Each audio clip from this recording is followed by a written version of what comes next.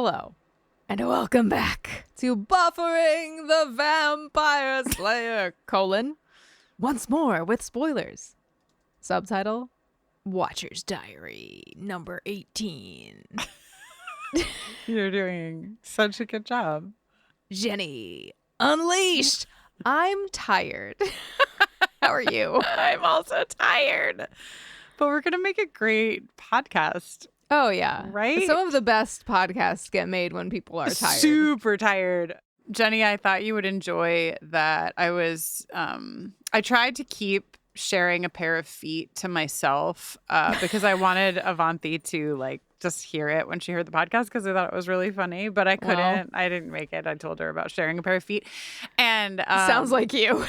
Yeah. And I mentioned how you were like, and I'm Jenny, the hot co-host. And she was like, oh, man, when Jenny was saying that she was the host of the show and you were whatever, that she really loved that. So you have your number one fan. My number one fan, your wife. My wife, Avanthi. Oh, I love it. You'll love to hear it. We have a special shout out to my favorite listener, Avanthi. We have some emails today. We have what Dawn was doing in phases. Yes, the last episode you heard is Bewitched, Bothered, and Bewildered. But listen, we'll get there. Billy Pilgrim and also Buffering the Vampire Slayer have come unstuck in time. Yeah, and we'll get stuck again someday. And also we just have feelings and thoughts. Jenny, I finished Fallout Season 2. I'm so mad right now. You remain on episode 1. Yeah, well, episode 1 of Fallout Season 2, but episode 8 million of Survivor. So by some measurements, I am cruising. Can I tell you, I haven't talked to anybody about Fallout. And I don't even have to tell you my overall feeling. I won't say anything that happens, but I will tell you my overall feeling unless you don't even want to hear that before you watch the rest of the. Well, what's your overall feeling? I feel medium. That's my feeling. I think, and I'm really curious to hear what the vibe is out there. What other people are feeling and thinking. I feel fine. I can tell you anecdotally, the only other person who's given me their thoughts on season 2 was very high on it. Was it's so much better than season 1. And I was like, that sounds like a tall order. Okay. I don't know. I just kind of kept waiting to feel, because I didn't dislike any. I mean, there were a couple things that I wasn't over the moon about, but I didn't dislike anything. I wasn't this is not good. But you were what is season 2's subtle reveal that Lucy's mom and Moldaver were in love? Yeah. I think I just when I watched season 1, I just felt wow, the whole time. I was just chomping at the bit, and I did not chomp at a bit for much of season 2. And that might just be me. Maybe I'm just in a particular. Probably good from a dental work standpoint. Yeah. Yeah. My teeth, honestly, from all the teeth grinding, could use less chomping on bits. What? Are you stressed out? What could you possibly be stressed out about? What's amazing is before the world was even in its current state, I was a teeth grinder. So you can only imagine what we're doing these days. But yeah, I feel medium, and I'm going to pop into our Discord channel and see what folks are feeling there. And I also am going to do my big cultural check, which is text Joanna Robinson and see what she thought. Has she watched it? I don't know. The last time we talked, she hadn't watched season 1, and that was not too long ago. Okay. I just assumed that Joanna has watched all television at all times. Yeah. I think it just, she didn't have to watch it for work, and she has to watch so many things for work. Yeah. And must be. Yeah. I can't even imagine. I can't either. I can barely watch our 3 shows. Seriously. Do you want to talk for a minute? Because we're only we're less than a month away from coming back with the X-Files, allegedly. No one knows what will really happen, but But it's this taping is taking place on a Monday, And there's an X-Files taping scheduled for Thursday. So in theory, we should be about to bank some X-Files episodes and roar into the outer space. So, and in case you don't know, this feed contains only Buffyverse content. So you have to join us over on Beyond Buffering, which is linked in the show notes for this episode and most other episodes. That's where we'll be bringing the X-Files back. And Jenny, how are you feeling about returning? I felt really good when I looked at the episode list for season 3. I know that the first couple of episodes are like some heavier, like myth arc Cartarian episodes, and I'm like, okay, but we'll get back in the swing. Yeah. And there is a pretty legit episode very early in the season, which I'm excited for you to see. I've only watched the first 2. I told Jenny this already, but we ended the second season of the X-Files with a to be continued. And then we left all of you that were listening to our podcast for a 1 year plus with that to be continued. So imagine my feeling when I got to the end of the first episode of season 3 and it was to be continued. I was like, what, bitch? How what? Dare? Anyway, I told Jenny I'm going to actually watch the first 4 because I would like to feel enthusiastic as I return. And a lot of emails have come in still, even some that I just checked today that are so stoked for you to get to season 3 of the X-Files. Yeah. So I'm gonna lead with trust. We could give the X-Files a little credit, too, because serialization was not as widely embraced or deployed as it is now in television, where every episode could very easily end. Every episode of every show, basically, could end with to be continued. That's true. That's true. Jenny, you watched the Super Bowl and also the halftime show that happened. One of them was good, and the other was not. We watched the Super Bowl with friends of ours who are Seahawks fans. Nice. So I love a good heated rivalry. It was I haven't lively. watched it yet. I haven't watched it yet. Nobody had any gay hockey sex that I'm aware of. I like to think I'm a generous sports viewer, in that I like to, if I'm not rooting for my team, I like to root for whoever's losing until they get ahead, and then I switch to rooting for the other team that's same. losing. And in this case, I got to root for both my team and the losing team the entire game. But it was kind of I'm not a football expert, but I did watch just about every game, most of the games this season, most of the Patriot games, I should say, this season, because Jess is has fully gone in on football, and I don't know, I didn't feel like I was watching the Patriots last night. They were not playing football. Yeah, we did not really watch the game. I did not have any. I didn't care. Sorry, Jenny, but I really just only wanted the Patriots to lose, which is kind of generally and that's common. That's my a common vibe. As I already told you, by the end of the game, I was rooting you against also, them too. There was one, I don't know if you saw it, but there was one on their lone touchdown. No, we didn't. I actually, I went in after I texted you this morning and I said, I think that the Patriots lost because I didn't even know if they won or lost as of last night. And he was like, oh, it looks like they got all of their points in the fourth quarter. And we did not. We did not see any of the third or the fourth quarter. We stopped when, it's like ending the movie before something bad happens. It's like we stopped. When Bad Bunny was done, we were done. You're all set. Anyway, what was the play? I'm so excited that we're talking about a football play. Yeah. This is what the people want, right?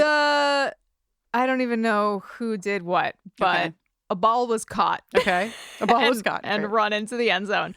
A ball was caught, I think, very close to the end zone by a Patriot. And I thought that the ball bounced off the ground and then he caught it and then ran into the end zone. And I was like, oh, that's not going to count. But then they put the points on the board and then they did replays from a million angles. His hand, it was unbelievable.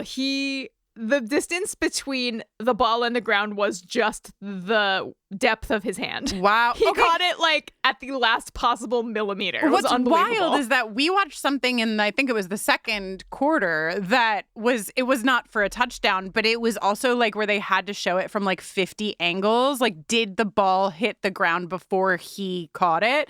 And it was also that close. So maybe that's like, the Patriots, that's their big talent. They can also, catch maybe the ball. What I'm thinking of is what you said, but I just changed it in my mind. My mind was like, let me give you one positive memory of it. I have to say,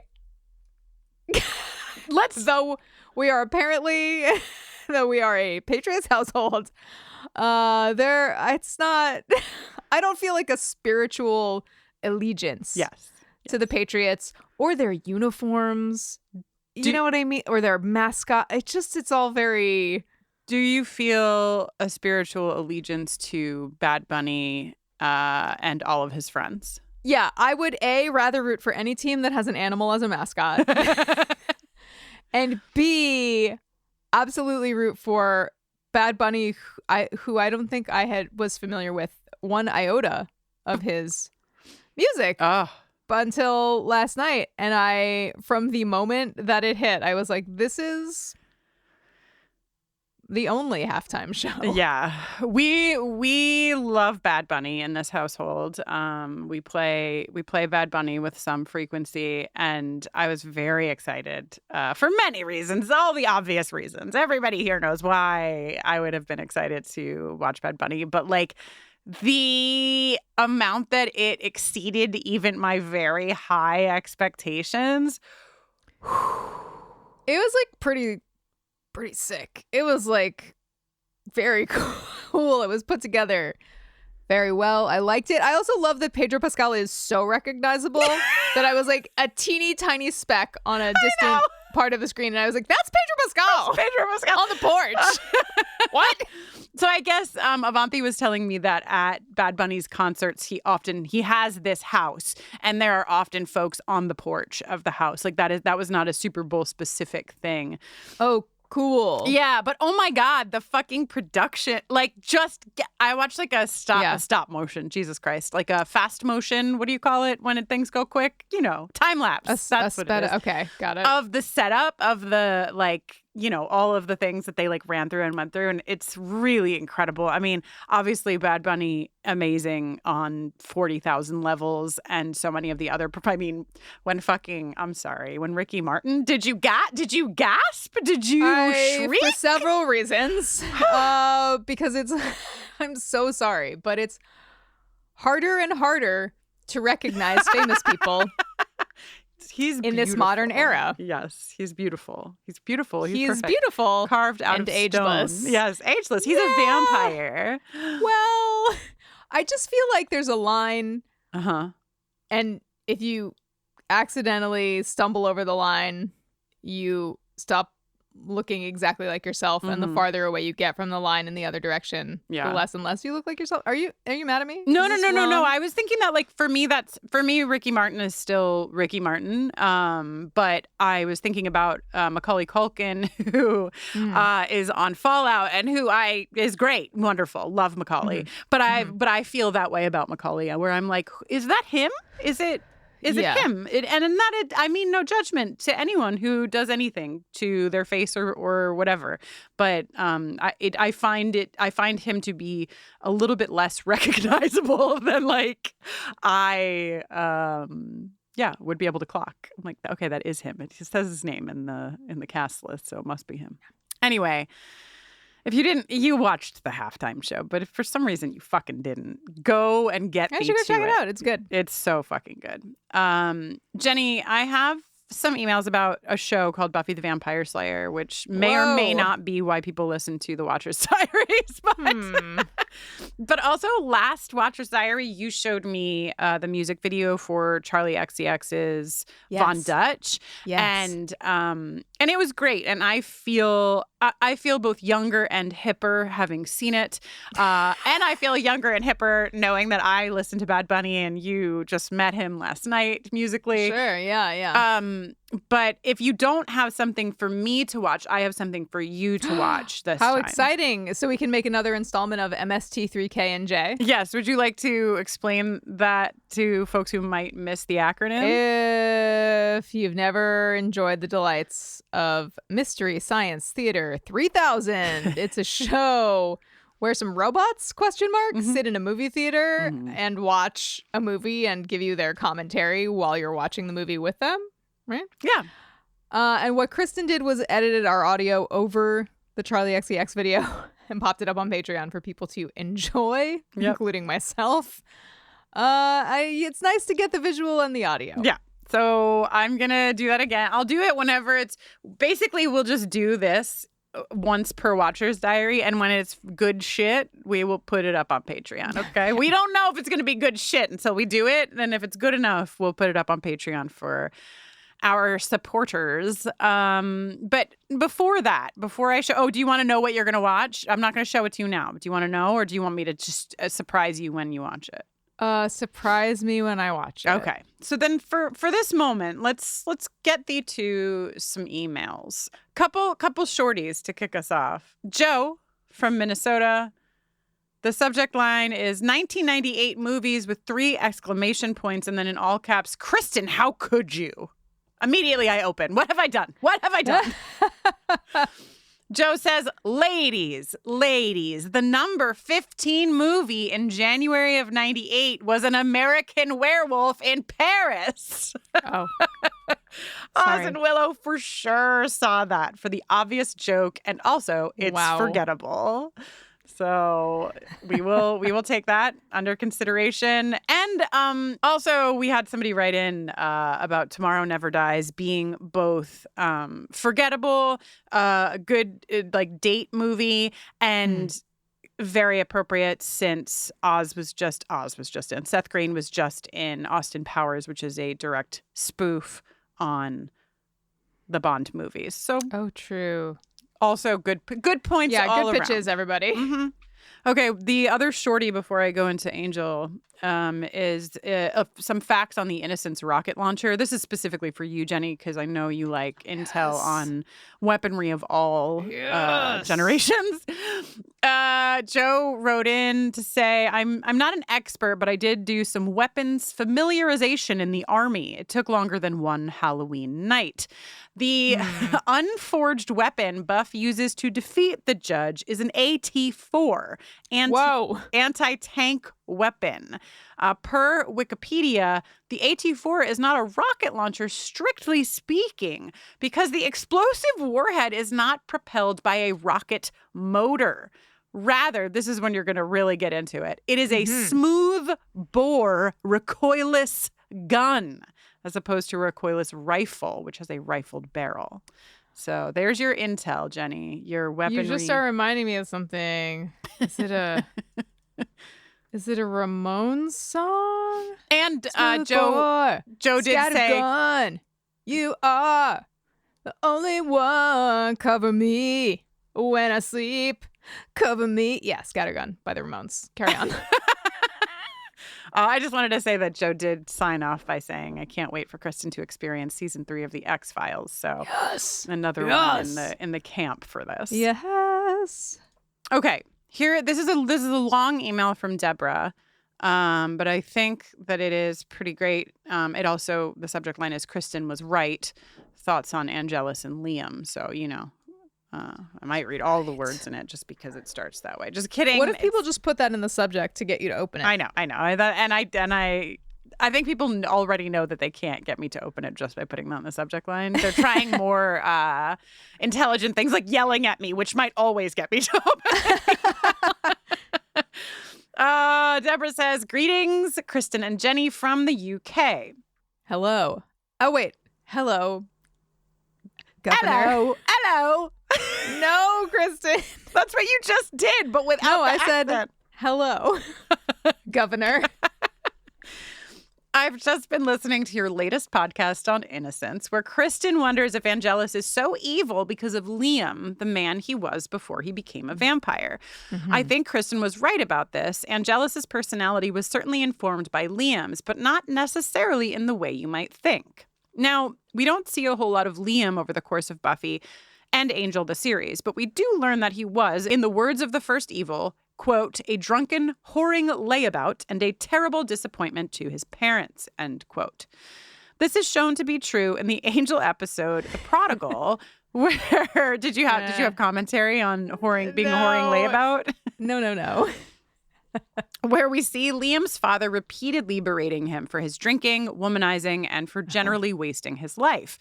And yet, in spite of these vices, Liam is not shown to be a malicious or cruel man. He loves his little sister, Kathy, and is clearly hurt by his father's disapproval of him. After a particularly heated argument, Liam leaves home to try and make something of himself, but he falls at the first hurdle when he goes to a bar and meets Darla. Darla seduces Liam with the promise of an exciting new life, which is exactly what Liam was looking for, and Liam then dies without ever having a chance to prove himself worthy of his father. This is the unresolved conflict that most directly influences Angelus's actions going forward. As soon as Angelus rises from his grave, he goes off to see his family. He kills his mother and sister and then brags to his father that he has finally made something of himself before killing him too.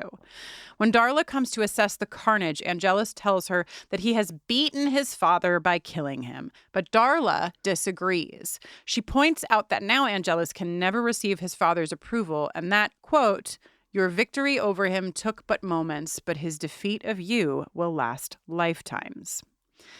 Angelus spends the next century trying to rectify this, concocting more and more sadistic ways to torment his victims as a way of proving himself worthy. Though he succeeds in a way, earning himself a reputation as one of the cruelest vampires in history, he is never satisfied, as he will never be able to fully overcome Liam's insecurities. We see this in other vampires, too. Think of vampire Jesse, still desperately trying to win over Cordelia after he is turned. And, of course, the vampire I thought of, Spike, never being able to handle rejection after being humiliated by Cecily. It isn't until Angel and later Spike has his soul back that he has the capacity to learn and grow as a person and finally move on from his past. So, am I understanding correctly, do you think, that Angelus is seeking his father's approval by, like, proving that he can be the baddest vampire there is? I think the way that I'm understanding it is that he never got his father's approval. I don't know that he's still seeking his father's approval, but rather, like, he's just trying to fill the void. Yeah, like, finding that sense of approval, like, that he is good enough, he is, worthy of fill in the blank. And so, like, I suppose, right, if he can top his particular chart. Exactly. Like, he can wear the most eyeliner. He definitely can. He did top that chart, actually. But yeah, I think, that often when I think of Liam, I mostly just think of, like, this teenager who was not yet fully formed, and I don't really think about his relationship with his dad very much.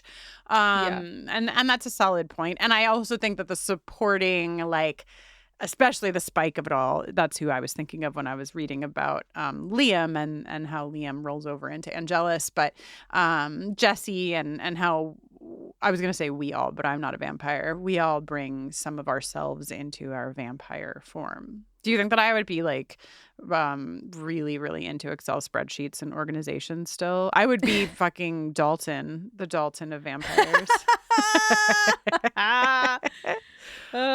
Yes. What do you think you would be like as a vampire?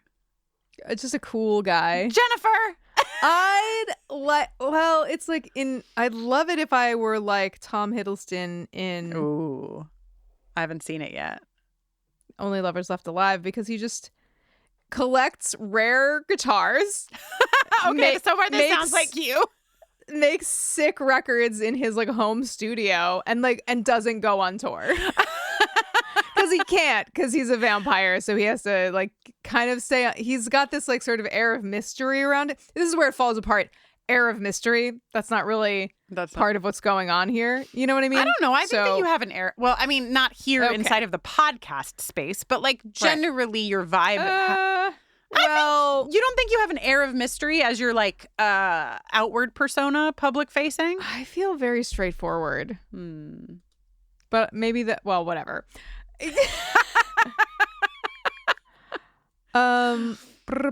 Wait, I was going to say that I would love for you to, once I have a date for it in September, save the date because my queer horror movie watch for September is Only Lovers Left Alive, and I've never seen it. And I know that you have wanted me to see it.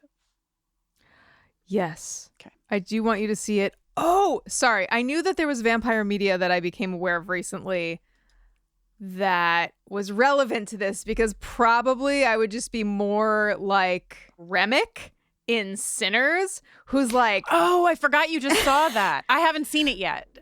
Oh, you haven't seen it? I thought you recommended it to me, but I must be thinking of Joanna probably recommending it to me because it was definitely a movie made especially for me and Joanna, and you will also love it. But it has it's just like it has stuff going on that we specifically are like, that's my thing. Let's see. Can I tell you about why I would be like that guy, or do you want to just watch the movie and we can come back to it after you see it? Well, you know what, Jenny, I can take my headphone off and you can tell me and then signal when you're done, and then I'll watch it before I edit this.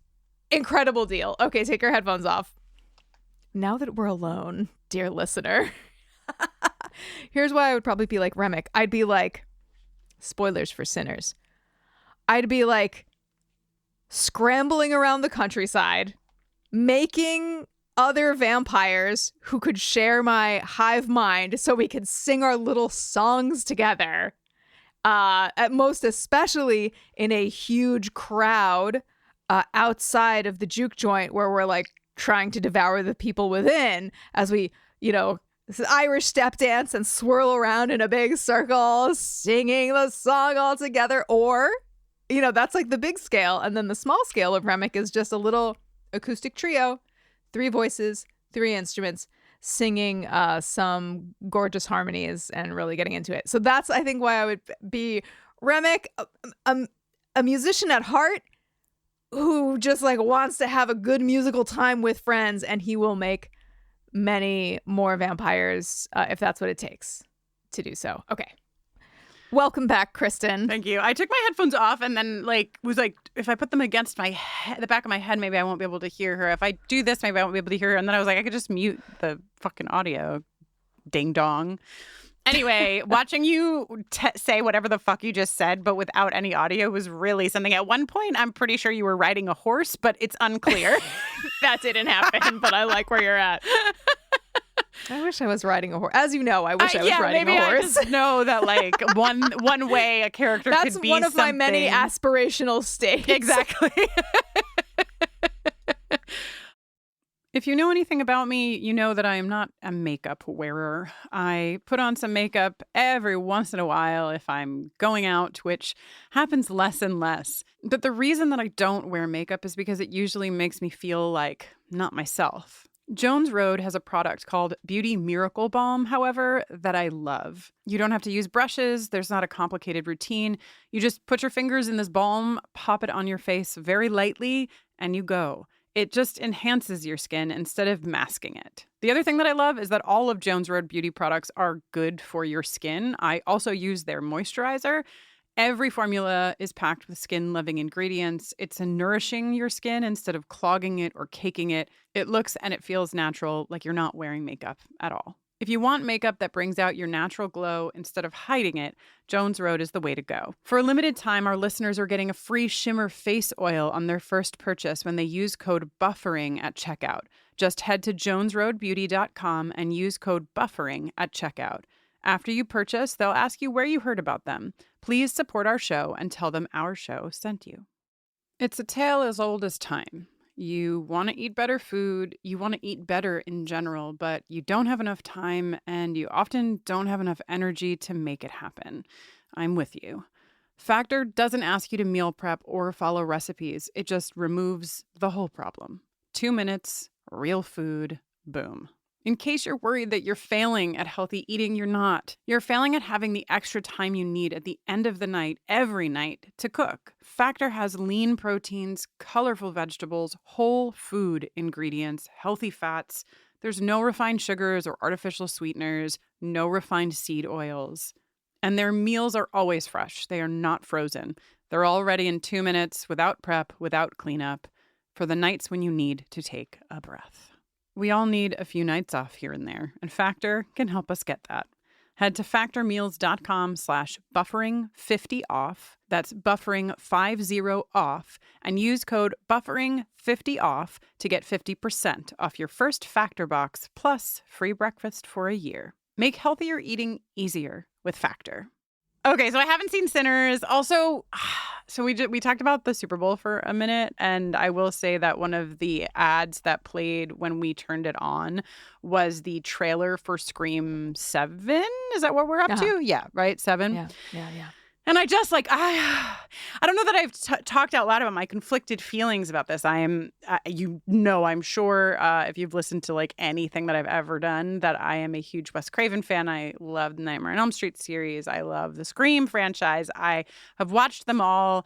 The cast from the reboot of Scream 5 and 6. One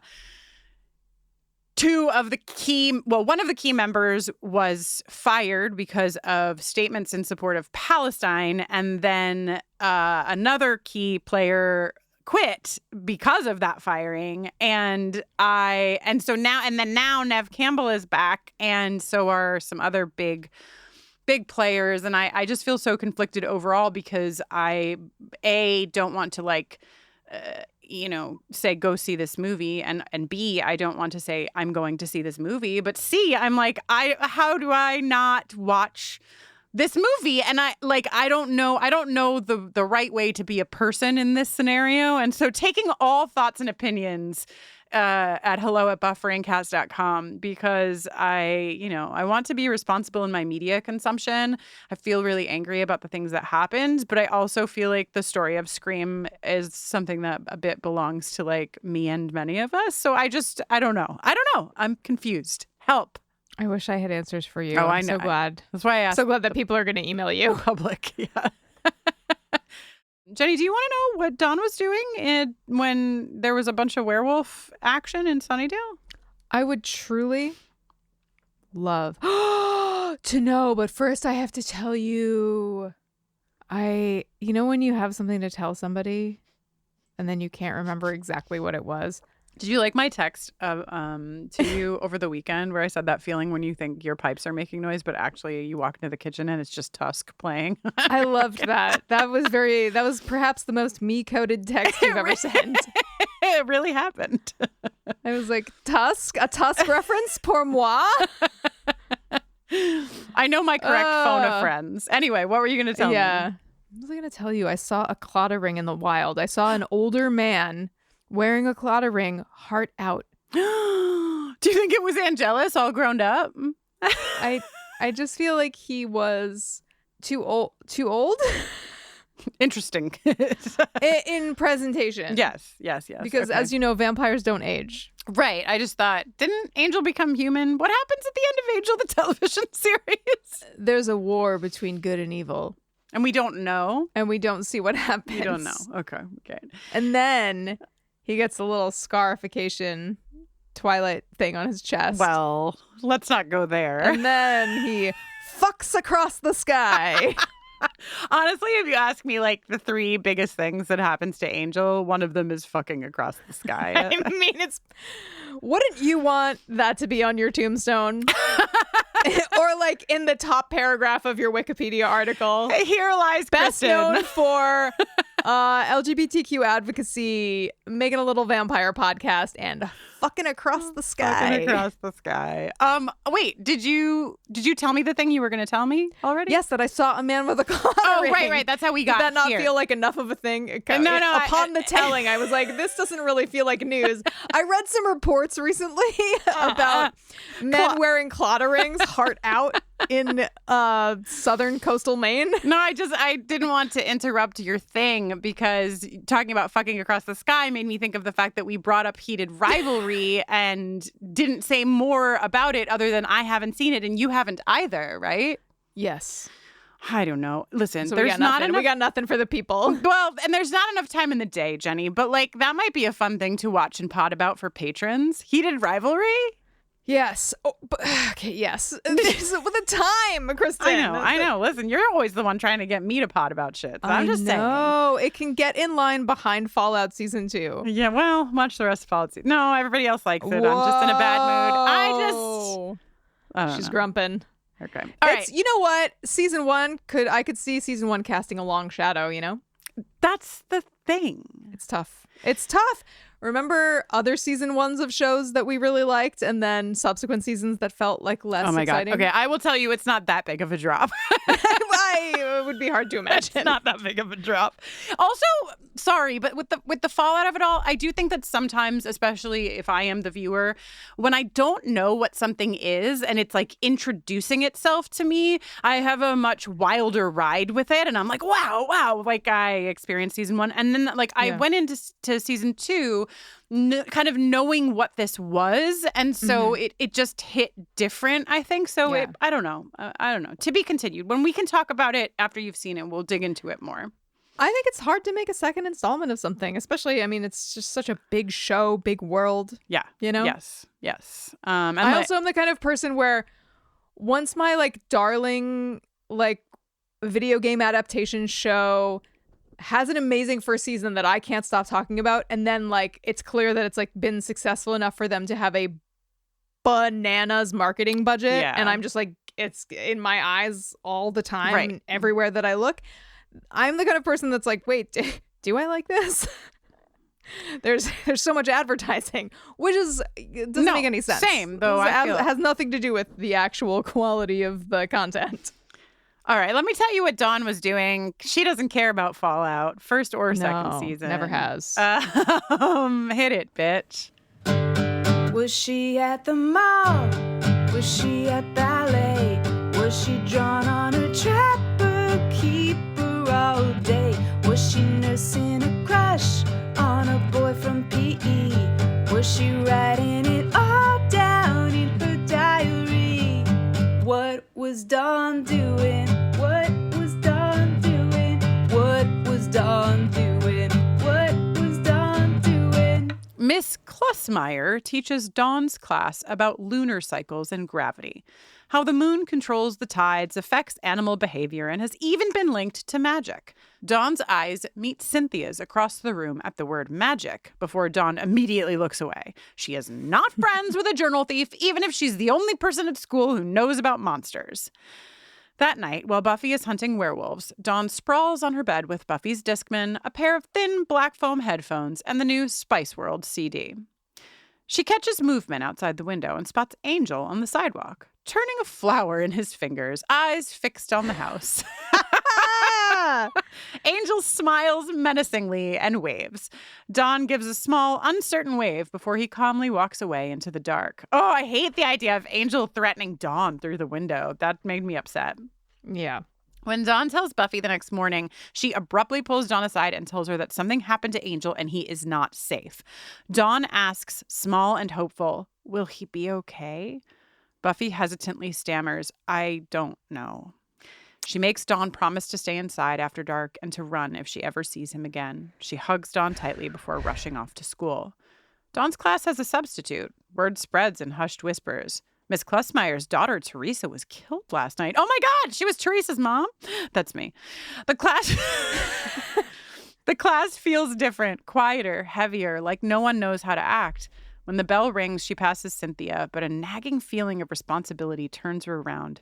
She pulls Cynthia aside and hurriedly tells her to stay inside after dark and not invite anyone inside.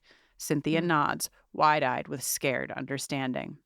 That night, there's a knock at the door. It's Xander, sent by Buffy to watch over Joyce and Dawn, which is why we don't see him chasing werewolves with the other Scoobies. Oh. She gives him a full tour of her room, plays the entire Backstreet Boys album, and teaches him her masterfully curated choreography. Oh, boy. Before bed, she ends the day's journal entry with Xander's name surrounded by tiny hearts. Oh, cute. Thank you. Without future knowledge. So cute. Yeah. Thank you, Kristin, with an I.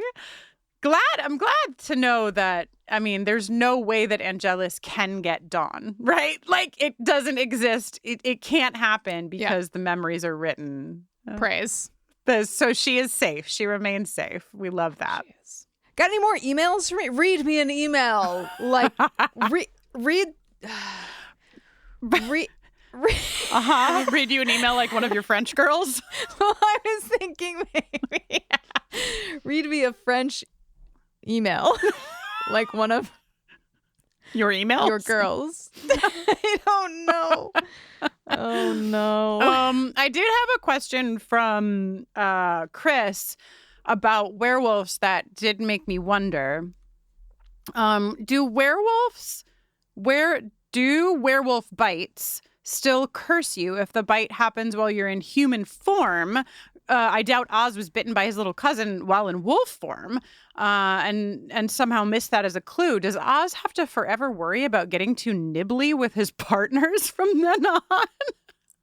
Seems like it. But you'd have to I imagine that for a werewolf bite to work, you have to break the skin, Yeah, I think it has to just be. So as long as you're not have to mean really going for it. And is it about, it's sort of like you imagine, what are the sort of metaphysics? What's going on? What's actually, is it saliva to blood? Because then you're like, uh-oh, no exchange of fluids. Oh, no. There has to be some, to your metaphysics point, there has to be some kind of intent as well, especially if I wonder if it's easier to turn someone when you're in wolf form than it is when you're in human form.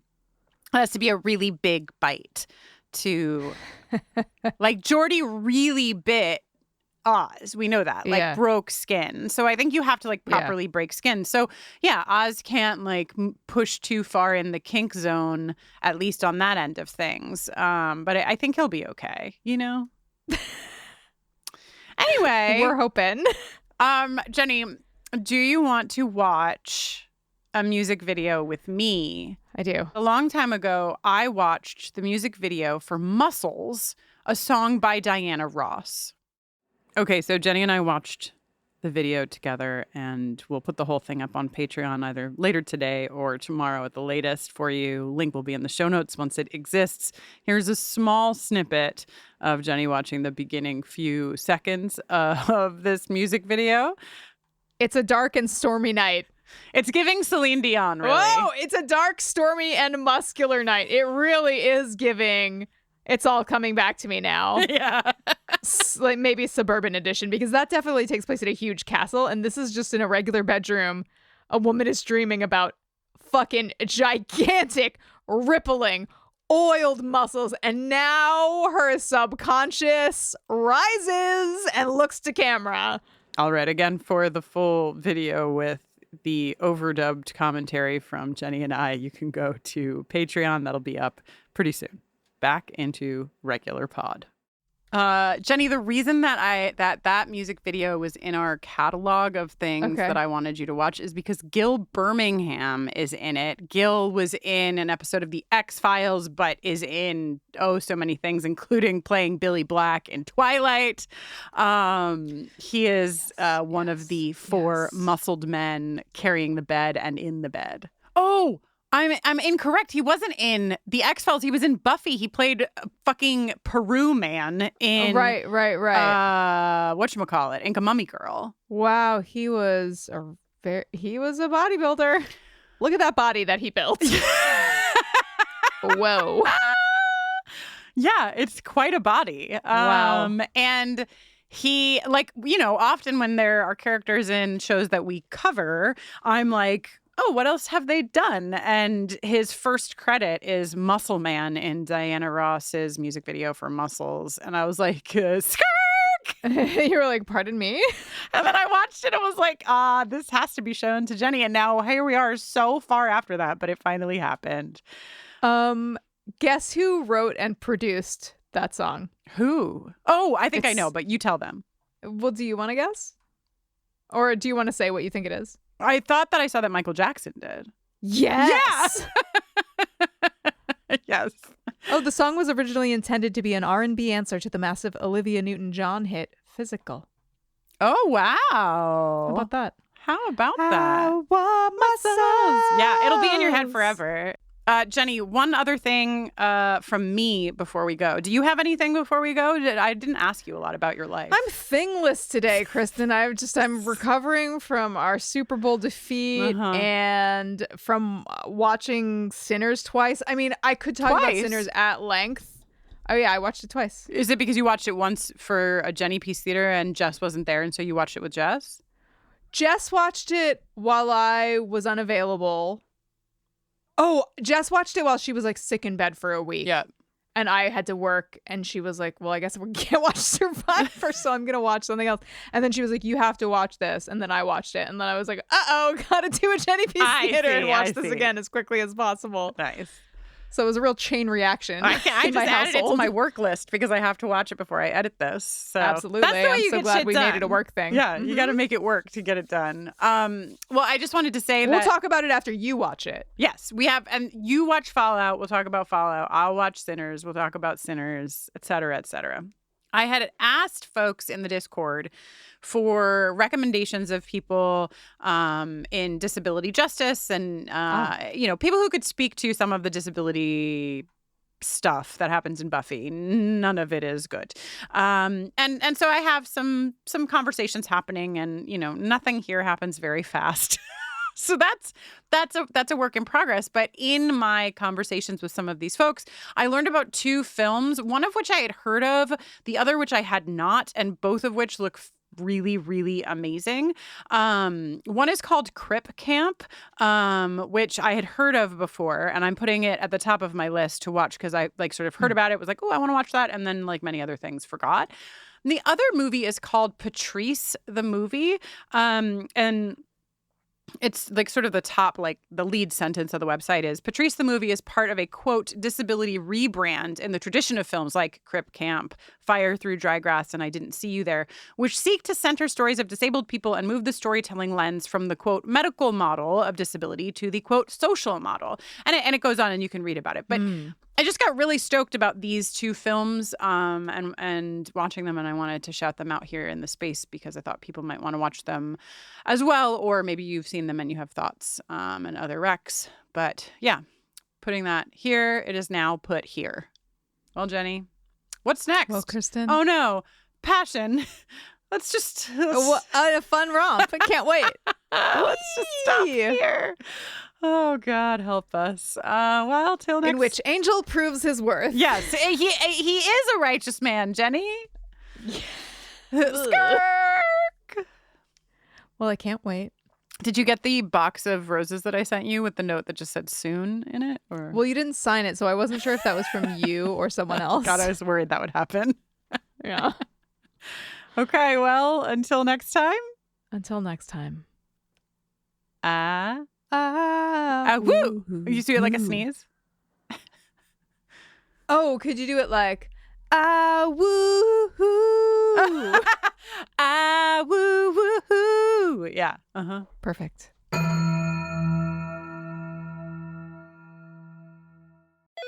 LifeLock, how can I help?